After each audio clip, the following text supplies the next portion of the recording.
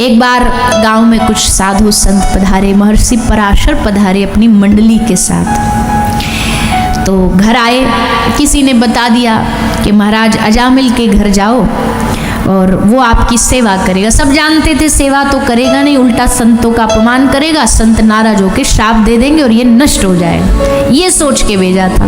पर उनको ये नहीं पता, साधु चाहे जैसे एक पारसमणि होती है ना, पत्थर को लोहे को छू दे तो उसे सोना बना देती है, वैसे साधु जिस पर कृपा करना चाहे उसे छू करके अपने जैसी भक्ति प्रदान करने की ताकत रखता है। साधु अपने जैसा बनाने की ताकत रखता है।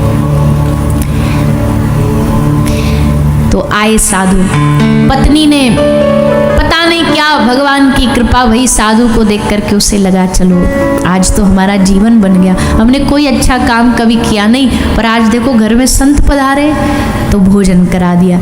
अजामिल नहीं था, बाहर गया हुआ था, वो आए उससे पहले उसने सब भोजन की व्यवस्था की, जल्दी जल्दी कर लो। इतने में अजामिल आ गया। अजामिल आया, पत्नी ने देखा अब ये नाराज होगा, क्योंकि साधु को देख करके इसकी भौहें चढ़ जाती थी। कुछ होते हैं दुनिया में ऐसे, वो बिना बात के संतों से चिढ़ते हैं, बिना बात के चिढ़ते, बिना बात के आरोप लगाएंगे।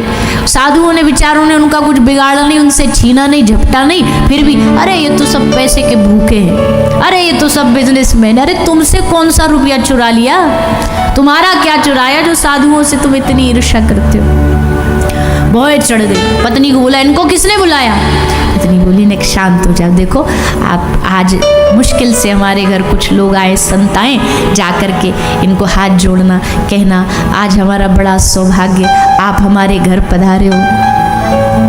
अब भैया मूर्ख तो मूर्ख ही रहेगा, पत्नी ने खूब सिखा पढ़ा के भेजा, बोलना कि आज हमारा बड़ा सौभाग्य आप पधारे हो। वहाँ जाके हाथ जोड़ करके बोला आज तुम्हारा बड़ा सौभाग्य जो तुम हमारे घर पधारे हो। महात्मा बोली बात तो सही बोली, हमारे भाग्य खुल गए जो आज तुम जैसा परमार्थी आदमी हमें मिला भोजन कराने, मिलता कहाँ है। पर भैया एक बात बताओ, भोजन तो तुम्हारी पत्नी ने करा दिया, पर दक्षिणा तो वो अब घर का मालिक ही देगा, तो हम तो दक्षिणा के इंतजार में थे कि दक्षिणा मिले तो हम लें लिफाफा और जाए। अजामिल ने देखा, बोला अच्छा रोटी खाई हमारे घर, भोजन खाया हमारे घर, अब तुमको दक्षिणा भी चाहिए ऊपर से। जानते हो नाम क्या है हमारा? बोले हाँ अजामिल नाम है। बोले जानते हो करते क्या है? बोले हाँ हमने गांव में पूछा था कि इस गांव का सबसे बड़ा धर्मात्मा आदमी कौन है, तो सबने तुम्हारा नाम लिया।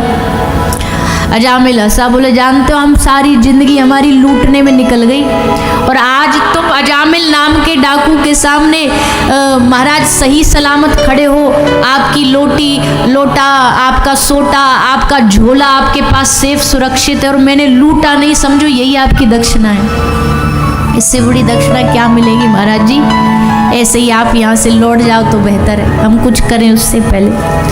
महाराज बोले बेटा देख, साधु जिस घर का अन्न खाता है खाली नहीं जाता, दक्षिणा तो लेकर के जाएंगे, पर हम ये नहीं कह रहे कि दक्षिणा में हमको पैसा चाहिए, रुपया चाहिए। दक्षिणा में अगर देना है एक वचन दे दो। बोलिए क्या वचन चाहिए आपको? बोले हमको वचन दे दो कि तुम्हारी पत्नी के गर्भ में जो बालक है उस बालक का नाम तुम हमारी आज्ञा मान करके नारायण रखना, बस इतनी सी दक्षिणा है हमारी। साधु को पता है कैसे भगवान से जोड़े इसे। घी जब सीधी उंगली से ना निकले तो उंगली टेढ़ी करनी पड़ती है। साधु को पता है ऐसे भजन में नहीं लगेगा तो लोग ऐसे लगाएंगे, पर कल्याण तो इसका करेंगे, क्योंकि जब साधु किसी का अन्न खाता ना तो उसका कर्जा चढ़ जाता है। अब उसका कल्याण के लिए वो भगवान से प्रार्थना करेगा, प्रभु इसका कल्याण करो। इसलिए तो साधु को घर बुलाने का, भोजन कराने का ये महत्व क्यों है? क्योंकि अब साधु भगवान से कहेगा प्रभु हमने इसके घर की रोटी खाई है, ऐसी कृपा करो कि ये आपके चरणों में लग जाए, इसका कल्याण हो जाए। अब तुम्हारी अप्रोच साधु करेगा, अब तुम्हारी अर्जी वो लगाएगा। इसलिए साधु घर में आना बहुत ज़रूरी है। भैया ऐसा घर बनाओ अपना जो तुम्हारे घर की पवित्रता को देख करके संत अपने आप चल करके आए। संतों का घर में आना जाना बना रहे। तुम्हारे घर में कोई वीआईपी आए ना आए, पर तुम्हारे घर में साधु का आना जाना जरूर होना चाहिए, जरूर होना चाहिए। कीर्तन रखो, सत्संग रखो, कुछ ऐसा उत्सव रखो जिसमें क्षेत्रीय साधु, कोई अपना परिचित साधु, उनको कहो महाराज जी हमारे घर पधारो, आपके चरण पढ़ेंगे तो उसके माध्यम से घर का वातावरण शुद्ध हो। एक साधु जब चलता है तो उसके चरण में सारे तीर्थ चलते हुए आते हैं पीछे पीछे। संत ना होते जगत में तो जर मर तो संसार, साधु ना होते तो दुनिया ऐसी नहीं होती जैसी दिख रही है। ये संतों की बदौलत है। संतों ने कहा बेटा तू हमारे बात मान लेगा? बोला हाँ ठीक है, अभी तो बहुत समय देखेंगे, याद रहा तो मान लेंगे, अभी तो तुम बस जाओ यहाँ से, हम कुछ उल्टा सीधा करें उससे पहले आप चले जाओ। साधु चले गए। कुछ समय बाद पत्नी से बालक हुआ और कृपा ऐसी हुई अजामिल के ऊपर कि उसको बात याद स्मरण में रही और इसने नाम रख दिया, बोलिए ना जोर से, नारायण। साधु की केवल आरती पूजा उतारना ही नहीं होता, उनकी बात भी माननी होती है। वैसे तो हाँ जी महाराज कर देंगे, लेकिन जब मानने की बारी आएगी तो एक बात भी हम साधु की नहीं, साधु को तो मानते पर साधु की नहीं मानते, साधु की नहीं मानते। साधु कर अरे महाराज जी आपको क्या पता कैसे दुनिया चलती है, आप थोड़ा ग्रस्त में जीते हो, हम जीते हैं, बात नहीं मानेंगे। ऐसा नहीं, ज्यादा नहीं, पर एक बात तो कोई साधु की ऐसी जरूर माननी चाहिए जिससे हमारे जीवन का कल्याण, बात मानने से ही कल्याण होता है। और आज वही हुआ। अजामिल ने अपने पुत्र का नाम नारायण रखा। अब वैसे तो कभी लिया नहीं, चलो ऐसे ही सही, ऐसे ही नारायण नाम निकलेगा। अब तो नारायण नाम जुबान पर बैठ गया। नारायण नाम, छोटा बेटा, लाडला बेटा, सुंदर बालक था, बहुत प्यार करता अजामिल, तो उसी के इर्द गिर्द घूमता रहता था, उसी को बुलाता रहता था, उसी नाम से पुकारता रहता था। तो इसलिए अब नारायण नाम मुख से निकलने लगा। आप भी, हम तो कहें घर में जिनके बालक है, बालक का भगवान नाम रखो, या ऐसा भी होता है कि घर में कोई हमारी सेवादार होता है, सेवा करता है, कोई बर्तन साफ कर रहा है, कोई घर की साफ सफाई, उनके कुछ अलग अलग नाम होते हैं, क्योंकि आदमी सबसे ज़्यादा अपने घर में जो काम करने वाला होता है ना उसी को बुलाता है। तो कोशिश करो उनका नाम कोई अच्छा भगवान के नाम पे रख दो।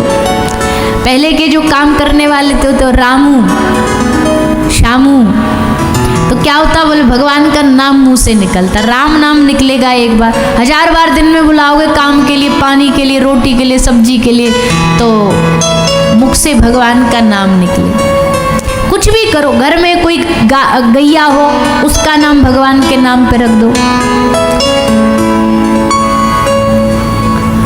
तो उसके नाम से बार बार भगवान का नाम मुख से निकलेगा, इस बहाने से भगवान का नाम निकलेगा। तो नारायण नाम लेते लेते एक दिन अजामिल का अंतिम समय आया।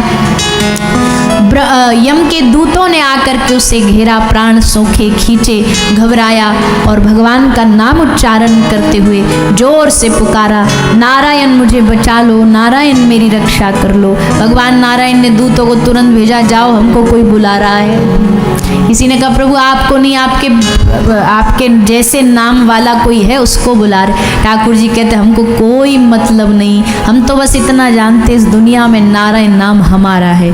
जब भी कोई नारायण लेगा तो पहले हम जाएंगे, बाद में डुप्लीकेट जाएगा, पहले हम जाएंगे, क्योंकि हमारे लिए तो हमारा नाम नारायण है, प्रथम तो हम हैं। अच्छा मान लो यहाँ कोई नरेंद्र नाम का आदमी बैठा, 2 बैठे और हम जोर से उसका नाम बोले, अरे नरेंद्र भैया, तो दोनों हमको देखेंगे कि एक देखेगा?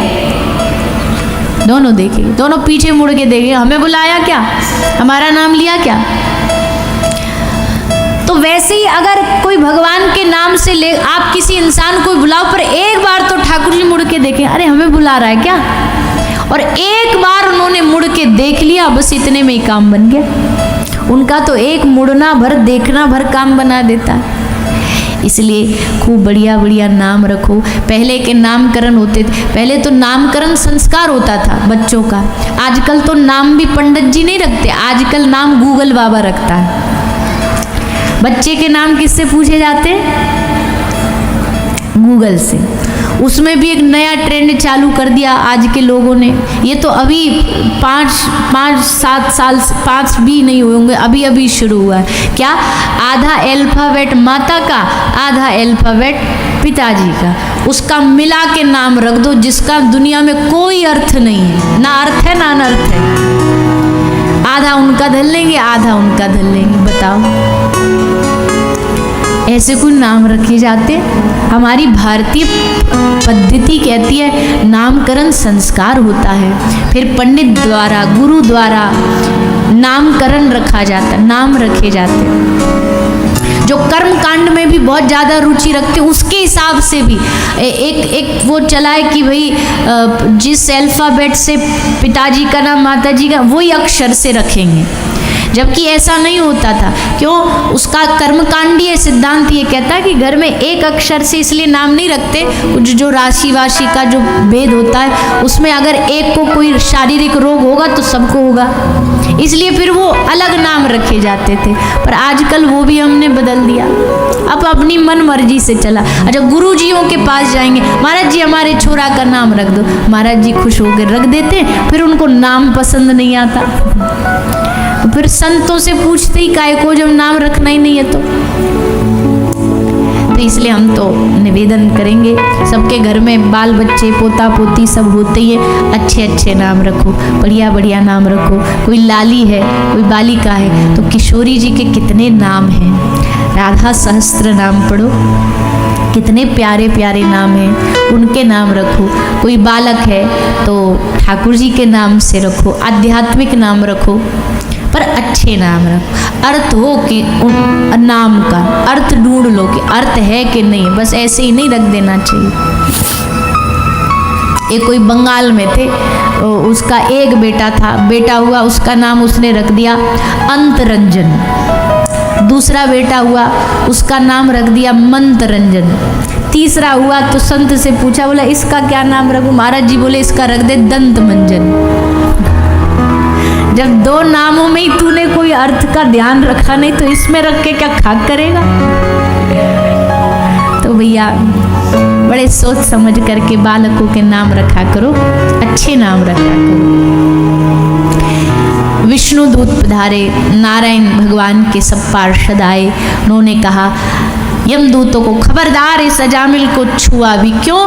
क्योंकि अब इसने अंत समय में नारायण नाम लिया है, इसकी सदगति होगी, दुर्गति नहीं होगी।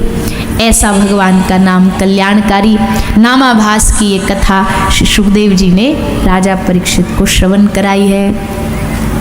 फिर देव स्तुति हुई, देवताओं ने भगवान की स्तुति करी है, वृत्तासुर ने भगवान की स्तुति करी है। ये सब कथाएं सुनाते हुए आगे भगवान के भक्त श्री प्रहलाद जी की कथा आती है। बी श्री प्रहलाद जी महाराज भगवान के परम भक्त हुए हैं और इनके लिए भगवान ने खूब कृपा करी इनके ऊपर। कैसे? बोले जो असंभव भी था वो भी भगवान ने इनके लिए करके दिखाया। क्यों? करते हो भूल जाते हो, ऐसे दयालु हो, है कौन जिस पे आपने कृपा नहीं किया। दुनिया में कौन भगवान की कृपा से अछूता रहा? आप, मैं, हम सब भगवान की कृपा में ही तो डूबे हैं। कृपा की ना होती जो आदत तुम्हारी, तो सुनी ही रहती अदालत तुम्हारी। कौन जाता? अगर उनके दरबार पर सुनवाई न होती तो कौन जाता? इसलिए कृपा स्वरूप हैं भगवान, कृपा स्वरूप हैं, इसलिए कृपा ही करते हैं। कभी भगवान अकृपा नहीं कर सकते, कभी अहित नहीं कर सकते, किसी का हित ही करेंगे। अगर अहित हो भी रहा है तो अपने खुद के कर्म से हो रहा, भगवान अहित नहीं करेंगे। इसलिए भगवान ने खूब कृपा करी। किस किस पे? प्रहलाद को बचा लिया, खंभे से आ गए। प्रहलाद जी पर कैसी कृपा करी? प्रहलाद जी का मतलब, प्रहलाद जी की भक्ति का मतलब है दृढ़ निश्चय। दृढ़ निश्चय मतलब देखो, भक्ति भी ना भैया आर पार की चीज है। या तो करो नहीं, और करो तो फिर पूरे भरोसे में डूब जाओ। ये जो अपने जीवन में भरोसा भी रखते हैं और 50-50 रख के जीते हैं, ये लोग भक्त नहीं बन सकते। भगवान पे भरोसा तो फिर पूरा होना चाहिए। आधा अधूरा भरोसा करने वालों को भगवान कभी नहीं मिलते। पूरा भरोसा, बचा लेंगे, हमारी लाज रखेंगे, हमको अपनाएंगे। ये भरोसा प्रहलाद जी को इतना परिपक्व, और कैसे ये भरोसा जागा। एक बार प्रहलाद जी एक कुम्हार के घर के बाहर से जा रहे थे, तो कुम्हार की जो महिला थी, पत्नी थी, माता, वो बड़ी चिंता में बैठी थी। प्रहलाद जी ने रुक के पूछा, मैया तू काय को चिंता में बैठी है, क्या हुआ? माता बोली, हे राजकुमार, ये जो जिसमें कुम्हार अपना घड़ा पकाते हैं ना, वो जो आग का रहता है गोला, इसमें बिल्ली का एक बालक चला गया भीतर, बिल्ली का एक बच्चा घुस गया है, और हमको लग रहा है कि अब उसको कैसे बचाऊं, इसलिए मैं यहाँ बैठी बैठी नारायण नाम ले रही हूँ। प्रहलाद जी बोले, नारायण नाम ले रही हो, उससे क्या होगा? बोले, नारायण बचा लेंगे। बोले, पक्का नारायण बचा लेते हैं? बोले, हाँ, उनका नाम लेने से नारायण बचा लेंगे। प्रहलाद जी ने कहा, तो ठीक है मैया, तू भी बोल, मैं भी बैठ के बोलूंगा। दोनों बैठ करके नारायण नारायण श्रीमन नारायण नाम उच्चारण करने लगे, और जैसे नाम उच्चारण किया, सोई वो बिल्ली का बालक उस आग से बच के भीतर से कूदा, और भगा भगा वहां से कूदता कूदता भाग गया। बस प्रहलाद जी ने वही ठान लिया, मारने वाले हैं भगवान, राम जिसे तारे भला कौन उसे मारे, कोई नहीं मार सकता। इसलिए अब बचाने वाला तो वही है, वही नारायण नाम बचा। ये ठान लिया मन में, उसी दिन से भरोसा बिठा लिया। अब पिताजी ने सारी फौज लगा दी मारने के लिए। पिताजी ने क्या कहा, इस बालक ने हमारा पूरा जीना हराम कर रखा। क्यों? हमारे सामने खड़े होके हमारी दुश्मन की बड़ाई करता, नारायण नारायण बोलता रहता, और हमको नारायण नाम से बड़ी एलर्जी है। क्यों? हमारा शत्रु है, हमारे भाई को मारा उसने, हिरण्याक्ष को मारा, खूब रोका प्रहलाद जी को। पर देखो, दो ही चीजें जो कभी रुकती नहीं है। एक तो हिमालय से बहती हुई माँ गंगा, गंगा रास्ता बदल लेगी, पत्थर बीच में आएंगे पर रुकेगी नहीं, मार्ग बदलेगी पर थमेगी नहीं। और दूसरा भगवान की भक्ति, भक्ति आ गई ना जीवन में तो लाख कोई विरोध करे रुकेगी नहीं, रास्ता बदल सकती है, पर भगवान की भक्ति कभी थमती नहीं। प्रहलाद जी ने कहा, जब सौंप दिया जीवन, अब देखो मारो तो मारो। प्रहलाद जी अपने पिताजी के सामने खड़े होकर के कह रहे, पिताजी पूछ रहे तुमको कौन सा चैप्टर पसंद है, पढ़ाई में कौन सा तुमको पाठ पसंद है? प्रहलाद जी बोले, बता दूं? हाँ बता दो, समझ लोगे आप? हिरण्यकशिपु बोले, काय को ना समझेंगे, हमने बड़े वेद शास्त्र पढ़े हैं। बोले, ठीक है तो सुनो, हमको सबसे सुंदर पाठ लगता है श्रवणम कीर्तनम विष्णु स्मरणम पाद सेवनम अर्चनम वंदनम दास्यम सख्यम आत्मनिवेदनम। श्रवण, कीर्तन, आत्मसमर्पण, नाम स्मरण, अर्चना करना, भगवान की वंदना करना, स्तुति करना, सख्य भाव, आत्मनिवेदन भाव, ये भाव हमें पसंद है। हिरण्यकश्यपु बोला, अब तो इसको मारना ही पड़ेगा, अब कोई रास्ता नहीं है, पहाड़ से गिरा के इसको कुचल दो, तलवारों से मार डालो। सारे मारने के प्रयास किए हिरण्यकश्यपु ने, पर जब जब मारा जा रहा था तो प्रहलाद जी वही याद करते जो उस माता ने कहा कि अगर प्रभु बचाने पर आए तो कौन मार सकता है, तू बस नारायण नाम ले। प्रहलाद जी नारायण नारायण नारायण, पहाड़ से गिरा दिया, नारायण नारायण नारायण, गिरे। ठाकुर जी ने कहा, मेरे भरोसे पे गिरने को तैयार है तो क्यों ना बचाऊं। प्रहलाद जी गिरे, उससे पहले नारायण भगवान ने प्रकट होकर इनको गोदी में उठा लिया। एक खरोच तक नहीं आने दी, एक खरोच तक नहीं आने दी। अस्त्र शस्त्र काम न करे, जहर काम न किया, दिग्गज हाथी खड़े खड़े देखते रह गए, पर कोई प्रहलाद जी का बाल बांका नहीं कर पाया। भक्ति की शक्ति देखनी है तो प्रहलाद जी से देखो, असंभव को भी संभव कर दिया। ऐसा प्रहलाद जी का उदाहरण है। अंत में ठाकुर जी ने देखा कि अब बहुत समय हो गया, अब इतना कष्ट भी देना सही नहीं है। और किसी ने कहा भगवान आप इतनी देर से क्यों आए? बोले हम देरी हमने इसलिए लगाई कि हम लोगों को दिखाएं तो कि देखो हमारा भक्त कैसा होता है, हम पर विश्वास उसका कितना मजबूत होता है कि चाहे कितने भी सामने रुकावटें आ जाए वो हारेगा नहीं, थकेगा नहीं। हम भी देख रहे थे, पर अब समय आ गया है। अब समय आया, हिरण्यकश्यपु थक गया तो उसने सामने खंबा था, हार के बोला कहाँ है तेरा नारायण? प्रहलाद जी ने कहा पिताजी आपका प्रश्न ही उल्टा है, आप पूछ रहे हो कहाँ है, मैं पूछ रहा हूँ कहाँ नहीं है। कहाँ नहीं है मेरा नारायण? आपको क्या लगता है? आप बोल रहे हो ना, आपके भीतर बैठा हमारा नारायण बुलवा रहा है। सब नारायण की कृपा से हो रहा है। तुझे बड़ा भरोसा है तेरा नारायण हर जगह? बोले हाँ जी बिल्कुल भरोसा है, हर जगह है। तो इस दीवार में भी होगा? हाँ जी है। इस दरवाजे में भी होगा? हाँ जी है। इस खम्बे में भी होगा? हाँ जी है। तो ले आज तेरे सामने तेरे नारायण के साथ हम युद्ध करेंगे। कह के निकाला गदा, खम्बे में मारा, खम्बा फटा और खम्बे से श्री नरसिंह भगवान का प्रादुर्भाव हो गया। नरसिंह भगवान प्रकट हुए। आहा, ऐसा अद्भुत रूप किसी ने आज तक देखा नहीं भगवान का। कितना प्यार, कितना लाड होगा भगवान को अपने भक्तों से कि रूप ही देखो क्या बना लिया। आधा मानव बन गए, आधा सिंह बन गए। कोई पहचान नहीं पा रहा है कि कौन आया है, पर भगवान ने कहा तेरा काल आया है। आज तूने हमारे भक्त को कष्ट दिया, भक्त तो कुछ कहता नहीं है, कुछ कह नहीं पाया, बदला हम लेंगे। पकड़ करके उसको गोद में लिटा के 6 वरदान पूरे किए और अपने नाखूनों से उसका उदर पेट फाड़ दिया। चारों ओर देवता पुष्प वर्षा करने लगे, ब्रह्मा जी स्तुति गान करने लगे, लक्ष्मी जी स्तुति करने लगी। प्रहलाद जी आए, प्रहलाद जी स्तुति करते हैं। भगवान ने बड़े प्रेम से दुलार से उनको अपनी गोद में बिठाया। गोद में बिठा करके प्रहलाद जी ने भगवान से क्षमा मांगी, प्रभु क्षमा करो, मेरे कारण आपको इतना कष्ट सहना पड़ा।